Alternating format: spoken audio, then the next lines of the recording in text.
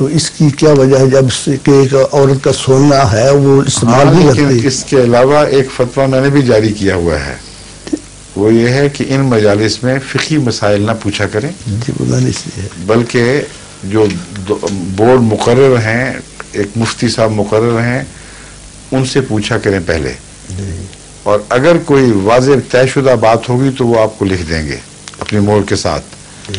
अगर कोई ऐसी बहस हुई जिसमें अभी आखिरी फैसला नहीं हुआ या दोनों तरफ के मामलात हैं, कुछ इश्तबाहात हैं, तो फिर मजलिस इफ्ता उन पर खूब गौर करती है, सारी मिसालों की छानबीन करती है, फिर वो अपनी सिफारिश मेरे पास भेजते हैं।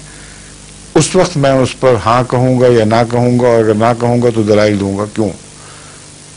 उस ऐसी संजीदा, ऐसी अहमियत की बात को रोज़मर्रा की गुफ्तगू की मजालिस में तय करना जायज़ नहीं है।